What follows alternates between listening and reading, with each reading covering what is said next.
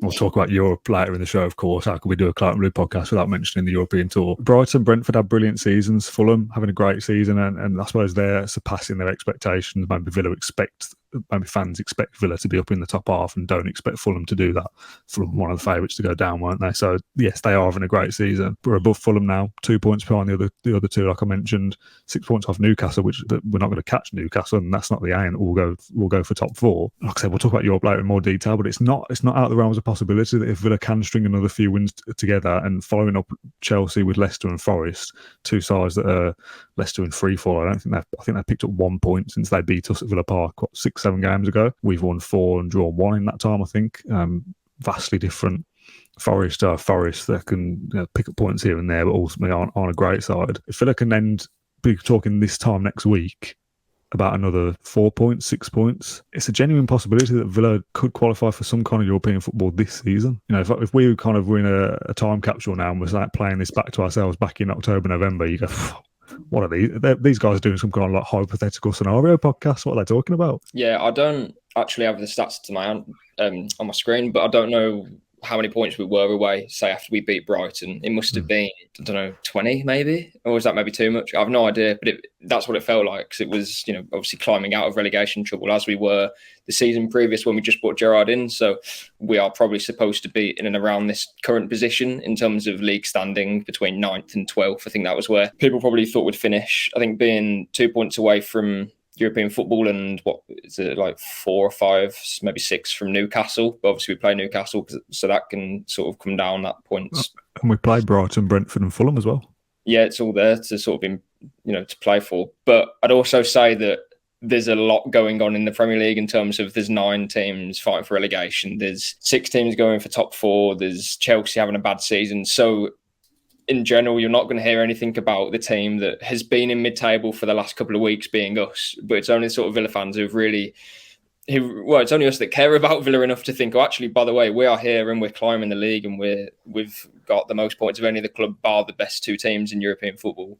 So I think we were always going to fly under the radar. I think now that we've beat Chelsea, now that we're in 9th, and now you can clearly see where we are and where we're going, I think that's probably going to become more so in the media spotlight. But I just think because there's so much other things happening in the Premier League and there's more media interest in terms of relegation fights, top 4, Chelsea not doing well, different things like that.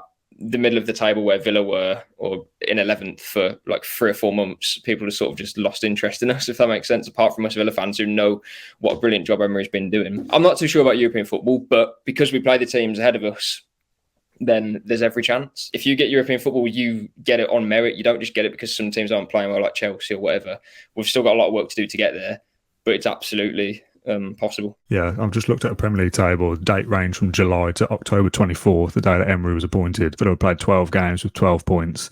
Man United was 6th with 20 points, so an 8-point swings to 6th place back then. I suppose probably more importantly is looking the other way just to kind of alleviate. I mean, the primary target for Emery when he initially comes in is stop the rot, get anywhere away from relegation. We were 3 points above the relegation zone. When Emery took charge. If I could do some very quick math, we're on 41 now. Leicester have got 25. Help me out, is that 16 points? 16, yeah. So, to go from 3 points from the drop zone to 16 now, that's probably a better barometer of the job Emery's done rather than how much closer we are to 6th. Villa have got European aspirations or just climbing the Premier League table. If you have a great win against Chelsea on a Saturday evening, you've got to back it up with a free-fall in Leicester and a home game to Forest. If you lose both of those, for example, yes, it's not the end of the world because maybe European football isn't possible this season, but for momentum's case and just trying to get into as comfortably into the top half as possible. Like this time next week, I don't want to be going, we're back into 11. They are, if you could handpick 2 games to come after winning against Chelsea, you would pick those. Leicester have won 3 games at home and they're playing, it's going to be classic Villa if we don't win this. And we've obviously got an incredible away record. And then we play Forest, who have won once away from home at the weekend. So if you could handpick games, you would pick those 2. And not to put a negative spin on it, but if we don't, I'd be very disappointed. And although that's coming after Chelsea, you have to take each game as it comes, because we were saying a few weeks ago, although you beat Spurs and teams like that, you can't then look and think, we'll take a point then against Leicester because then that's 4 points in 2 games. It's like, no, if you win that game, you need to make use of it and then win again and again. So it's getting out of that sort of mindset that we and I am probably still in, Villa fans thinking, we beat Chelsea, but then so we can afford to, take a point away from home if it comes next. If we can win against most teams as we've proven that we can, let's do it. Like, why can't we? I think we're allowed to get a bit giddy now. Like, I think if we were to somehow scrape into them Europa League, Europa Conference League spots, it would be, a massive achievement, a massive overachievement considering where we were. But I think we can afford to get a bit giddy, a bit excited. We've still got a lot of them teams above us to play. We've still got the likes of Brentford, Liverpool, Spurs, all to play. Brighton the last day of the season. So I think we can definitely get a bit giddy. I think we can definitely lose run of ourselves a bit and enjoy it. That Brighton game on the last day of the season could be massive, couldn't it, for a potential European spot? I totally forgot we got that on the last day. I love they used the word giddy 3 times in that. Are we allowed to be giddy, Neil? Well, put it this way, it's 9:15.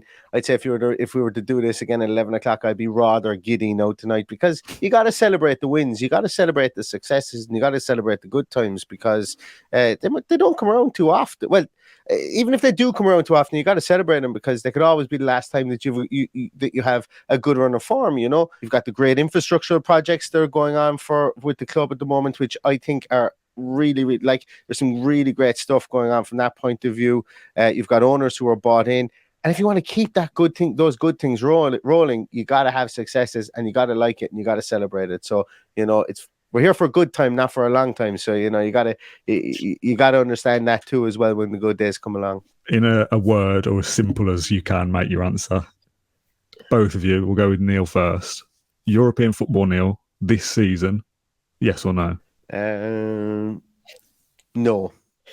Ooh, John, yes or no? I know as well. Get out, both of you. 57 minutes of being on cloud 9, high as a kite. Nah, I don't think we'll get European football though. If we win 5 games, if we win 5 of our last 10 games, we'll get it. Because I think 56 points will get you. We'll get you. But when you see 56 points, and I think that's a fair shout, that 56 will be the barometer. But when you look at that, actually, do you know what? I'm going to change my answer. I'm going to say because I think 8th position could get you it. Are we going to get Champions League? No, we're not going to get Champions League. But we could get Conference League. Yeah, so I'm going to change it to yes. Yeah, go on. I think we can get Europa League. We're 2 points off 6th place, Neil. Why are we ruling out the Europa League? There's only one win. Just games in hand, I suppose. Really is where that was my reason for saying no initially, was games in hand. But then again, those teams that have games in hand, those games in hand are essentially against us. I know that they're not against us, they can't be, but we still play those teams. So we've an opportunity to take those points back off them as well. So, but I'm going to change to yes. But my initial answer was, as I say, I thought there was just too many teams above us, because laws of averages would say that the more teams you got to leapfrog, the less likely it is. Brighton are in really good form. Brentford have, if you look at their form over the last 20 games, they've lost 1 game, which is incredible. They went on a 12-match unbeaten run at one point in the season. We're getting all excited over a 5-match unbeaten run. So there are some really good teams in this league, and we are only 9th at the moment, but there's no reason why we can't finish. I'll bring you back to the point that we've gained more points than Brentford over that period of time as well, though. Yeah, just 2 points, but still, they needed to go on a 20-match or losing 1 game in 1 match in 20 games, whereas we've won more games, I think so. But then again, drawing is a skill as well. Not losing games and drawing them is a skill. Brighton, that's what's kept Brighton so high up in the league since they've come into the Premier League too, is the ability to not lose from a drawing position, whereas Villa have been really bad at that since they've gotten into the Premier League again. So Emery's played 15 for us in the Premier League so far and won 9. Is that right? Because it sounds like a lot, and it feels like that shouldn't be a ratio that Villa have got, winning 9 out of 15. But I've tried to go through and add them up as quick as I can, and I'm pretty sure it's right. And there's 10 left. So if you can work out what 9 and 15 is as a points per game, or X wins out of X, can we then kind of say that we're going to win 6 out of 10 or 7 out of 10 and work out a kind of projection? 9 from 15, it's so you 2/3 that it'd be 6 from 10. Yeah. So if we win 6 out of 10, that's another 18 points. We're on what now? 41, is it? Yeah. I was even saying if we win 5 out of 10, 56 seems like a good number historically to get into Europe on 56 points, I think. But then again, you look at our fixtures, and I hate playing the fixture game because every game is different. But, put it this way, if we were to do this podcast after Forest at the weekend and we've beaten Leicester and Forest, I'm buying the factor 50, put it that way.